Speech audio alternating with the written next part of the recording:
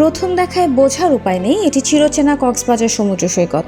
সুগন্ধা ব্রিজের বালিয়াড়ি ভরাট করে নির্মাণ করা হচ্ছে শহর রক্ষা বাঁধ ও 4 লেনের সড়ক। জাইকার অর্থায়নে কক্সবাজার পৌরসভার অধীনে প্রায় 63,50,00,000 টাকা ব্যয়ে প্রকল্পটি বাস্তবায়ন করছে ঠিকাদারি প্রতিষ্ঠান এনডিআই। সড়কটিতে থাকবে ড্রেনেজ ব্যবস্থা, সৈকতে নামার সিঁড়ি, র্যাম্প ও বৈদ্যুতিক লাইট। পরে এটি হোটেল সাইমন থেকে বেইলি হ্যাচারি হয়ে যুক্ত হবে মেরিন ড্রাইভে। তবে উন্নয়নের আড়ালে পরিবেশ নিয়ে উঠেছে প্রশ্ন। পরিবেশ সংকটাপন্ন এলাকা বা ইসিএ হওয়া সত্ত্বেও পরিবেশ ছাড়পত্র ছাড়াই কাজ চলছে বলে অভিযোগ পরিবেশবাদীদের। তাদের দাবি, সড়ক নির্মাণে সংকুচিত হবে সৈকতের বালিয়াড়ি, ক্ষতিগ্রস্ত হবে জীববৈচিত্র্য।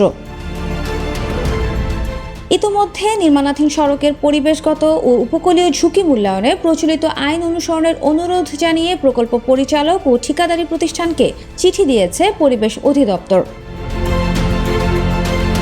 এ নিয়ে মানববন্ধন করে প্রধানমন্ত্রীর কাছে স্মারকলিপিও দিয়েছেন স্থানীয়রা। তবে কক্সবাজার পৌরসভার পক্ষ থেকে বলা হচ্ছে, নিয়ম মেনেই কাজ চলছে, বরং সড়ক নির্মাণ করতে যেয়ে অবৈধ স্থাপনা উচ্ছেদ হবে বলেই সামাজিক যোগাযোগ মাধ্যমে মিথ্যা তথ্য ছড়ানো হচ্ছে।